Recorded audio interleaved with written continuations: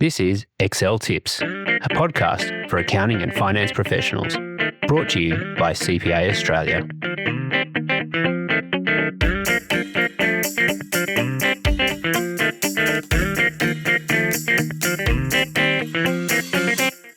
Welcome to the Excel Tips podcast. My name is Neil Blackwood, and in this episode, we're going to look at two brand new functions in Excel which may change the way you build reports. You do need the subscription version of Excel to access these new functions. Pivot tables have been around in Excel for a long time, and they allow you to summarize a large data set without any formulas.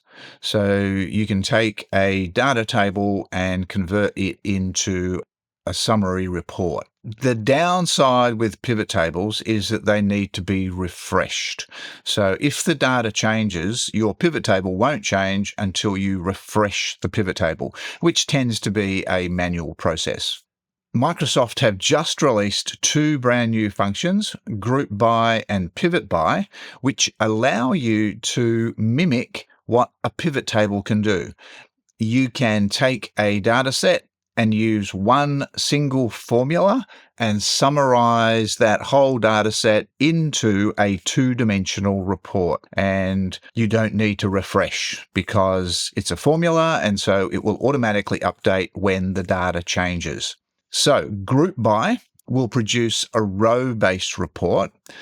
PivotTable allows you to have rows and columns in your report so that you can, as I mentioned, mimic what a pivot table looks like.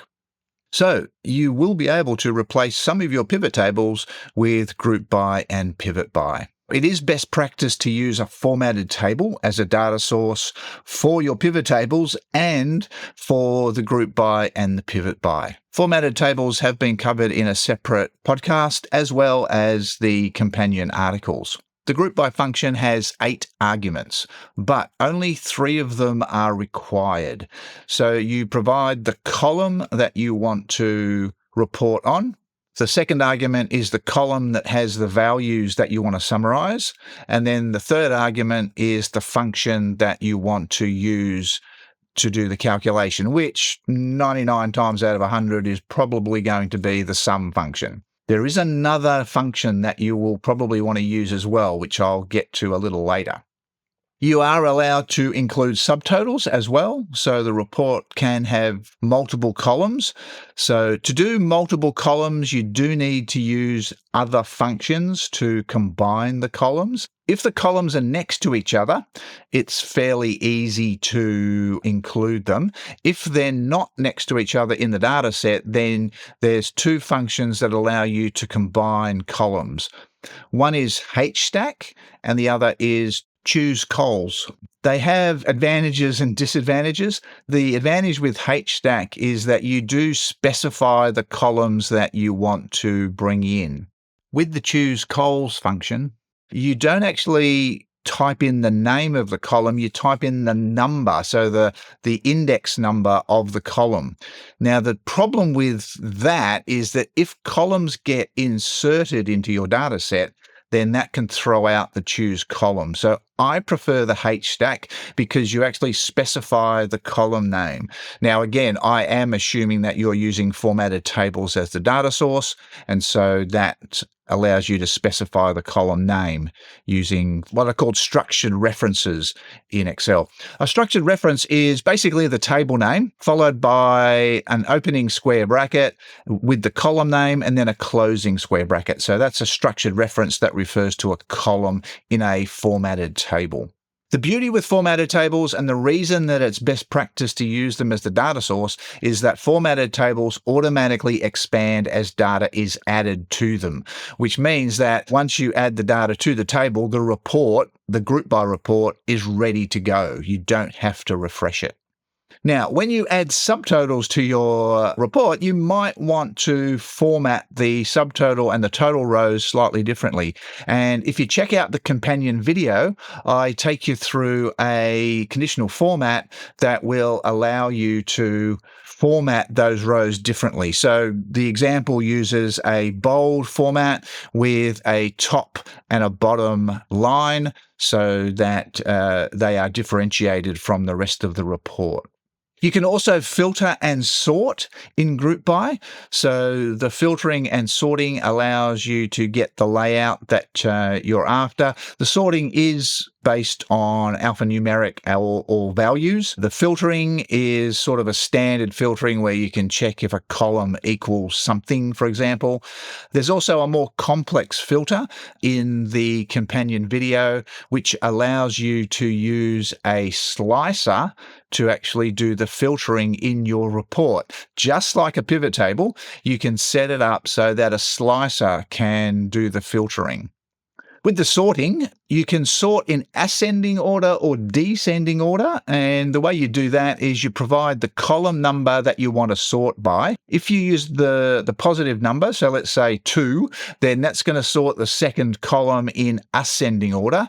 If you put -2, it will sort that column in descending order. So you can control the order by putting a negative in there, and that switches it to a descending order. There is another new function that's been added that I think will prove popular. It's called %of. And the idea is that you can include the sum function as one of your calculations, and then you can include the %of. And what that does is that gives you the percentage of total. So you can return the value as well as the percentage of the total. So %of is a new function that works really well with GroupBy and PivotBy. Check out the companion video as well, because I do show you a way to simplify using both of those together. You can actually set them up using a range name to do those. Otherwise, you've got to use the HSTACK function to combine the sum and the %of to include that in the report. Now, when you do use multiple calculations in your report, you will get headings in the report. To remove those headings, which will have the word sum and %of or whatever calculation you're doing, you can use the drop function. So the drop function allows you to remove the first row fairly easily. So again, check out the companion video to see how you can do that.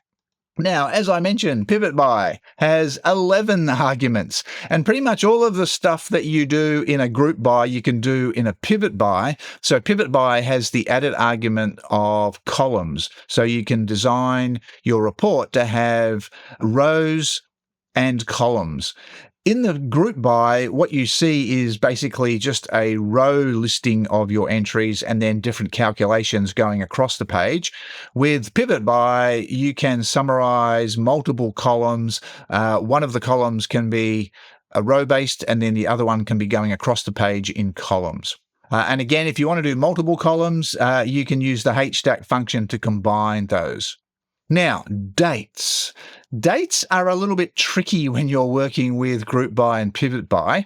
Unfortunately, if you sort of summarize your data by, let's say, month name, then it is sorted in alphanumeric order. So, your April and August are at the top, which is not what you want.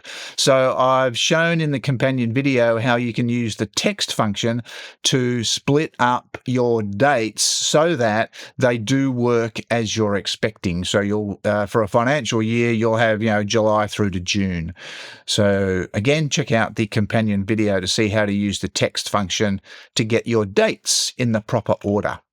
Now, PivotTables have the advantage of allowing you to drag and drop to change the pivot table. Now, you can't really do that with the GroupBy or PivotBy, but you can allow the user to change the report and create flexible reports if you use the INDIRECT function.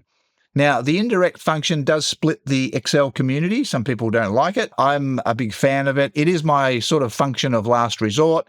So I will try to find solutions without indirect, but sometimes indirect is the only way to do something. And this is one of those examples. What we can do is we can have the user use a drop down to select the columns that they want to include in the report.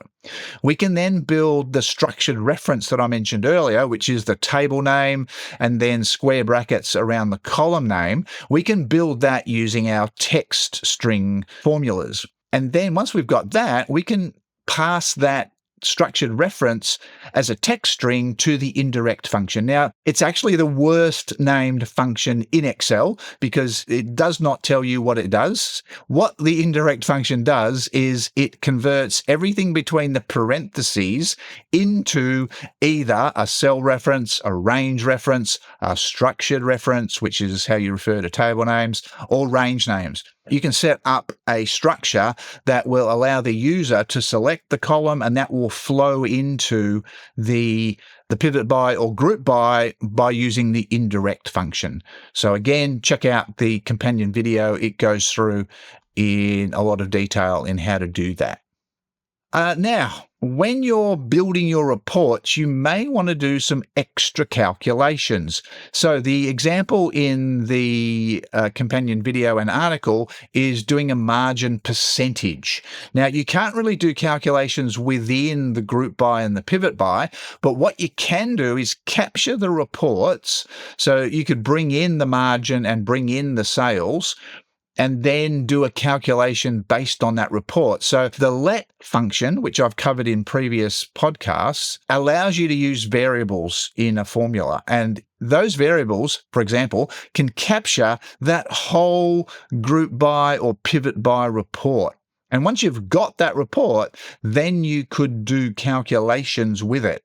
And so in the example, we take a group by report that's bringing in the margin and the sales. And what we do is then we do a margin calculation. So we can refer to various columns inside the report and then create the calculation for the margin percentage.